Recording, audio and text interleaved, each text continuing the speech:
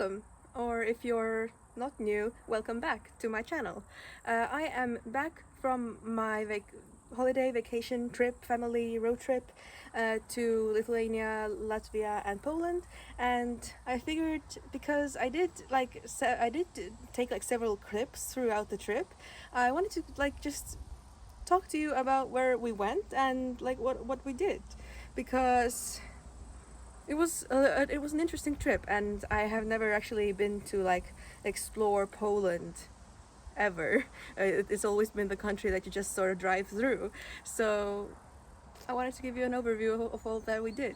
So the trip lasted for 10 days, and we spent 3 of those driving. Although they weren't like particularly long driving days. Like the longest one was like 8 hours of driving total, but like if you divide it in like by 3 people, that's like next to nothing. So the driving wasn't really bad, and the trip started in Lithuania. I mean, it started in Tartu because we live here, but we first drove to Lithuania to a resort town called Palanga, and it was such an interesting town. I really enjoyed the time in Palanga because it just had such a vibe.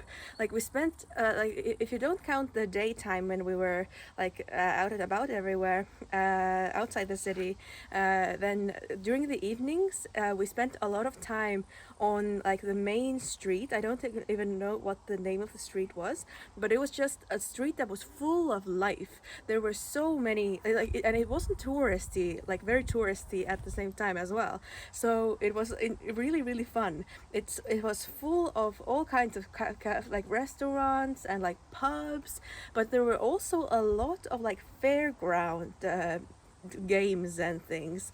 And there was just not too many people. There was like just the right amount of people for it to be fun, so that like you could see that the people were having a fun time. But there like you would be hard pressed to find a pub that was like completely full. So it was like a great amount, like a good amount of people, and not too much people that I would get anxious about it COVID safety wise.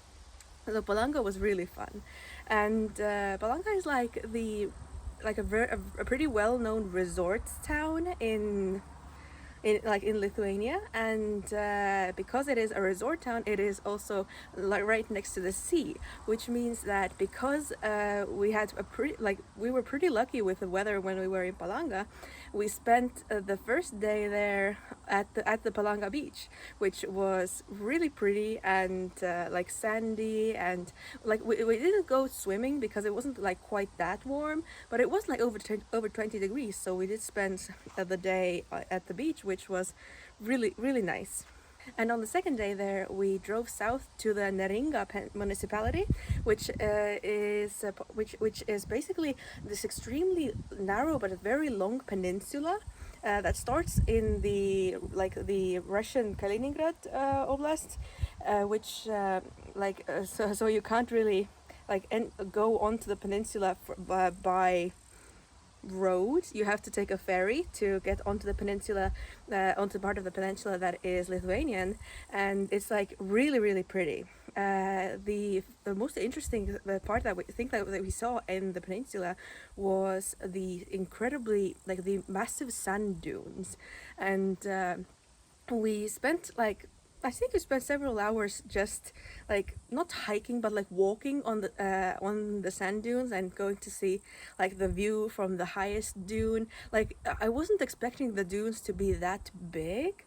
It was just such like it was just really big, like huge, and the sand fortunately wasn't too hot, even though it wasn't like a warm sunny day. So we were planning to go to the Nida beach there, but we just first went to the sand dunes, and the walking was I was really glad that I was wearing flip-flops, because like about like a decent portion, like maybe half of the walk to the like viewpoint was right on the sand.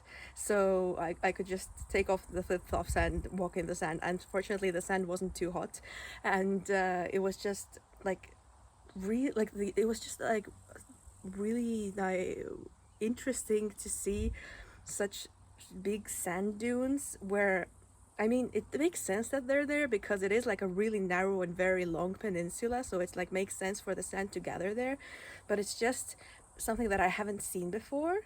I like like I haven't never seen like sand dunes that big, so that was really cool. And from then on we drove to the Nida beach, which is very close to the Nida town.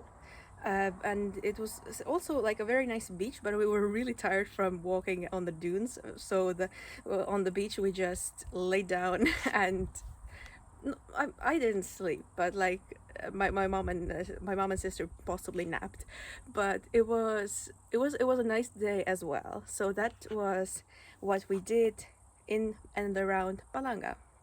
So the next destination of the trip was, for me, the most anticipated one, Warsaw, which is in Poland. We took the time to drive to Warsaw, and it was really worth it. I was like really excited to see the Warsaw Old Town because I've just seen it on pictures, and I really wanted to experience that as myself, because I know that like during World War II, like there was a huge percentage of Warsaw that was just completely destroyed, but they took the money and time and effort of like I think over a decade to rebuild so many of the buildings in the old town, and they did it so well that it's actually like in the UNESCO Heritage collection of places.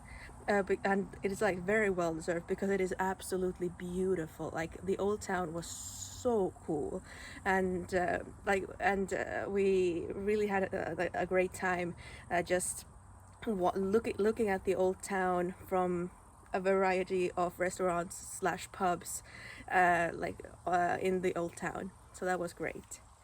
So on the first full day in Warsaw, we went to the Wilanów Palace, which is like the summer residence of the old Polish kings and queens, and like I also was interested in going there because I just wanted to see like the architectural differences from like the more Western European places where I've been to, and it was surprisingly similar.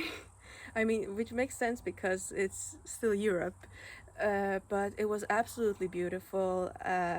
Like I enjoyed enjoyed most of all the entryways to the garden because they were like super light, and like they weren't open to the garden at the moment because they want to preserve the like beautiful artwork, which maybe even I'm not sure if it was frescoes, but like they were like beautiful paintings on stone. So maybe frescoes, I don't know. I should know this. I went to art school when I was a kid. But it was just beautiful, and I got very tired because it was like a very overstimulating place to be with all the like I got the audio guide, and also there was a fair amount of people there as well, so I did not basically once we got back to the apartment from the palace, I just crashed and napped for a little while because it was just like a lot, but it was well worth it. Oh my god. And yes, that's what we did on the first day. The second day in Warsaw was very interesting. Like, we don't know much about Polish holidays, and even if we did, we would not have been prepared for what came on that day, because we were just going to walk around, like walk somewhat south of the old town to see like this like Nowy Swiat, which is like the new street from the 17th century, and is like also an interesting place to see. However, when we were walking past Old Town, we saw a whole bunch of people gathering there, holding Polish flags, and it just seemed like there was some massive cultural thing happening that we knew nothing about.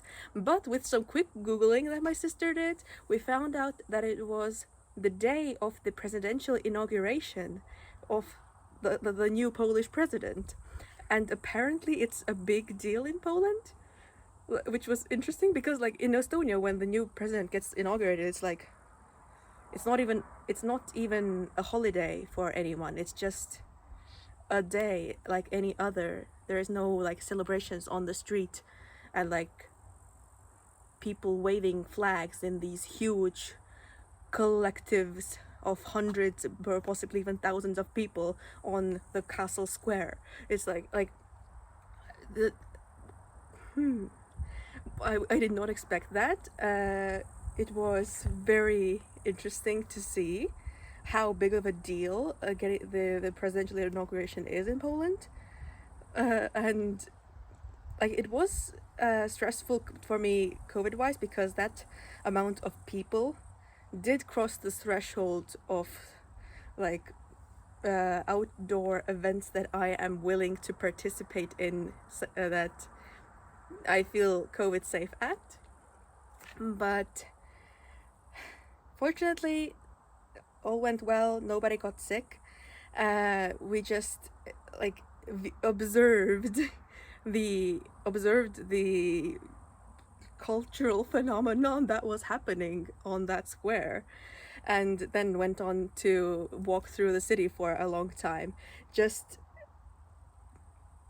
I don't know. At first when I didn't realize that it was the presidential inauguration celebration, I was kind of scared because I was worried that what if there is like some far right demonstration going, but there wasn't. It was like it was fine.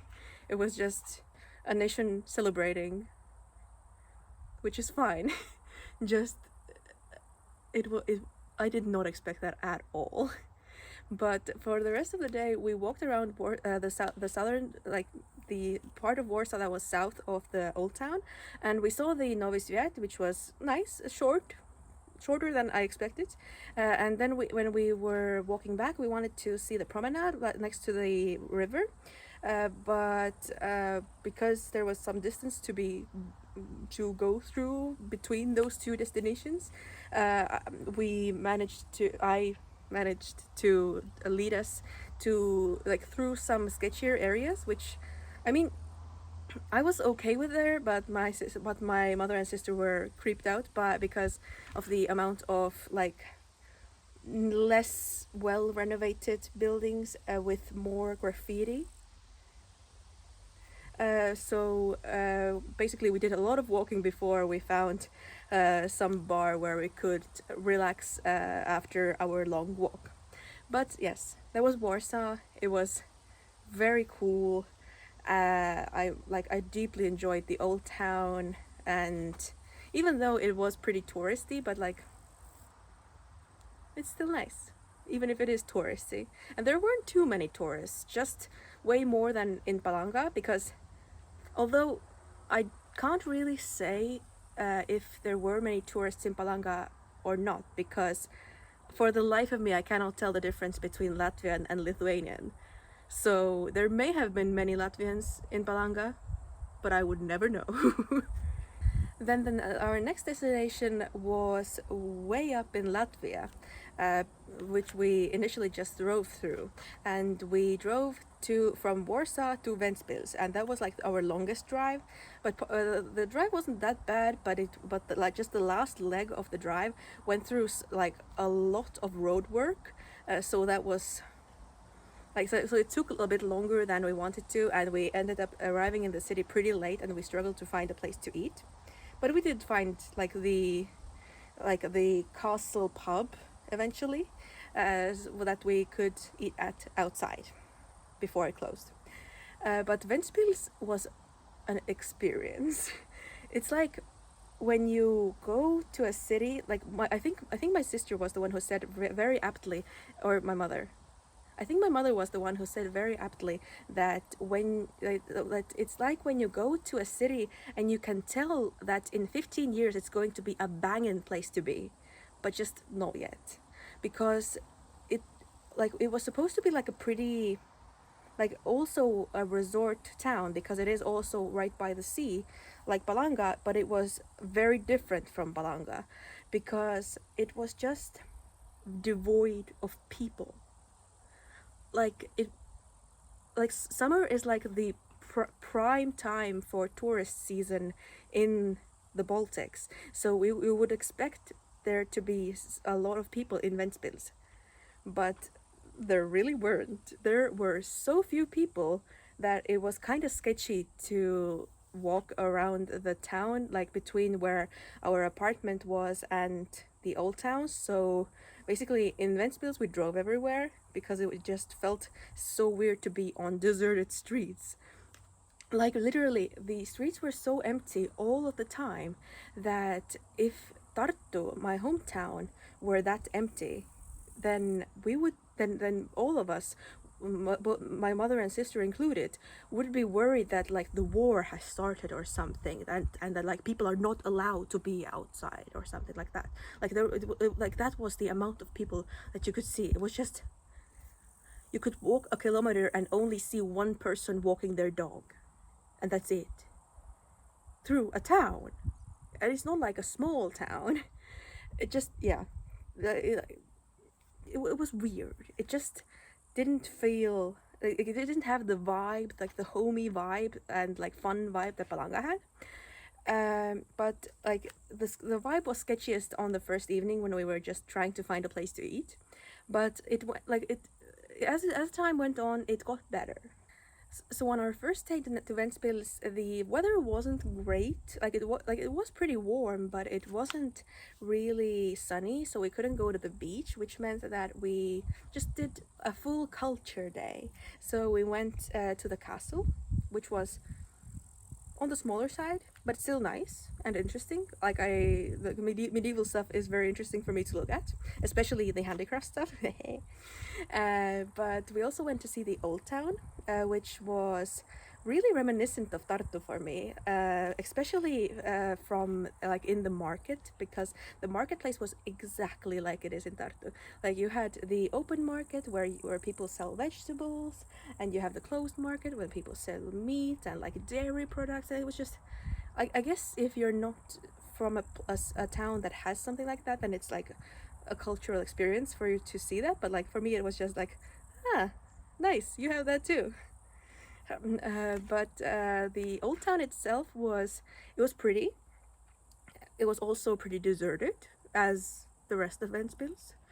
But it was still interesting to see, although it wasn't like after Warsaw, it was sort of jarring to see that many buildings that were like in need of renovations. So like that's like the one way in which the Ventspils old town didn't remind me of Tartu, because the Ventspils old town had like quite a few buildings that were in need of renovations, and it was just a bit sad to see. But also it wasn't like a huge percentage of the buildings there, just it was noticeable, especially considering the lack of people. So when there's no people, you look at buildings more.